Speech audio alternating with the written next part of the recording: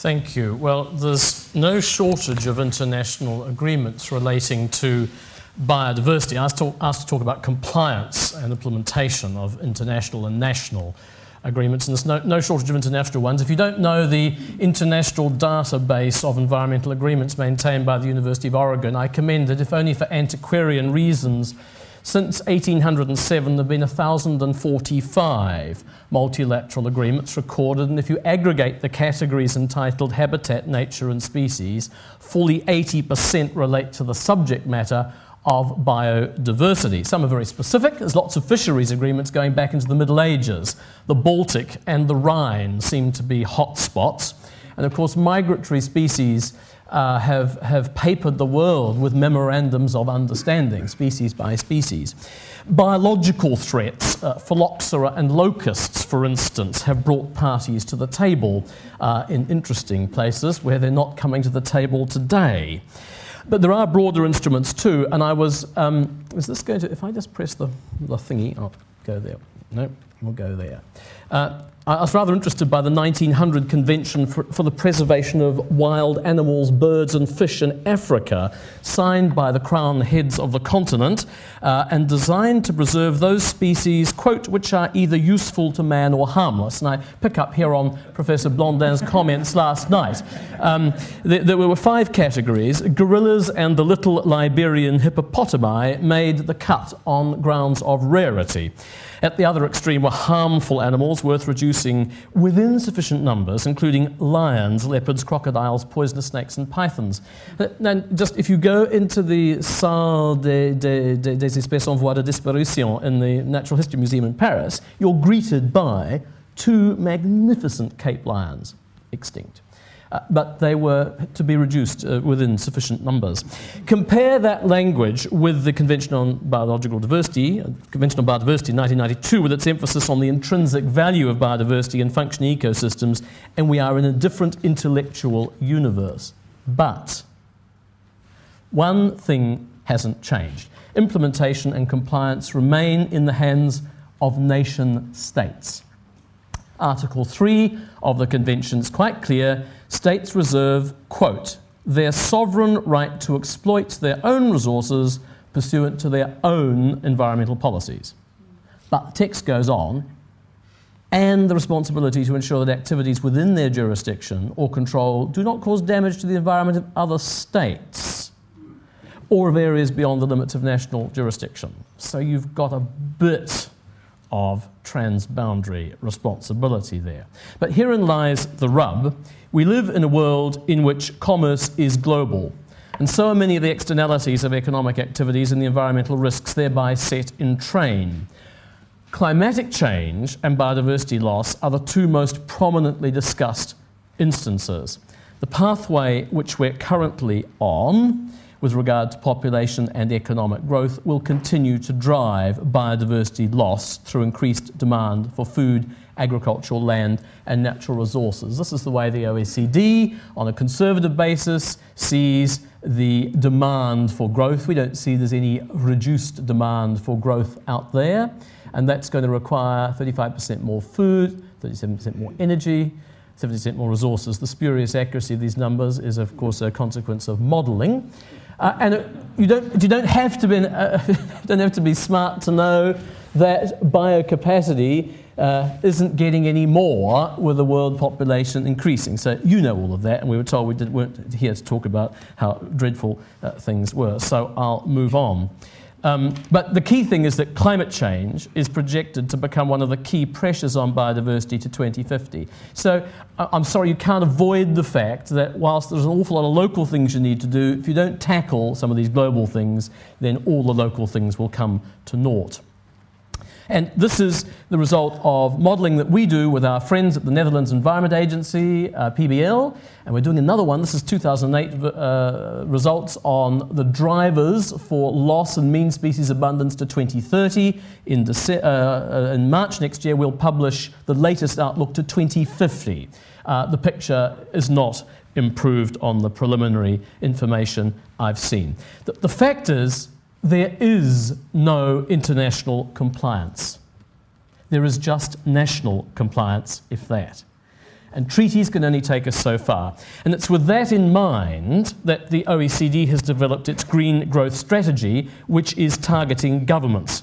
Whatever the hopes and commitments of international biodiversity negotiators, we won't make progress unless the crucial contribution of natural capital and the ecosystem services flowing from that capital form part of the basis on which governments evaluate economic performance and assess their ability to continue to provide rising living standards. That's what our report is all about. What counts then is the composition of that growth and the ability of the stock of natural assets to continue to contribute to that growth. We need huge improvements in efficiency if we're going to reach those growth targets and still have a livable planet. So, in short, it is structural change in production and consumption rather than traditional conservation and protection that will fundamentally alter the rate of biodiversity loss. So if there's one takeout from our work, it's that unless this becomes mainstreamed and led by finance and economy ministries,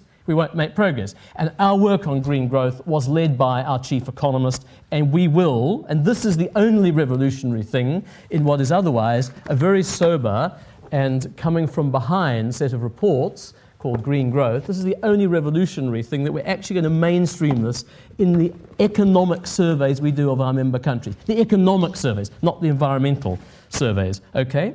Now, we think there are 4 things, and I'm just plucking 4 things from the report, which will have an impact on biodiversity, and I'm told I've got 3 minutes, so I'm just going to have to race in a silly way. But first of all, you've got to get rid of subsidies. And let's take the climate ones, because this is the big driver to 2050. The world's currently spending somewhere between 300 and 500 billion, depending on oil prices, on fossil fuel subsidies. Those are for consumption in developing countries.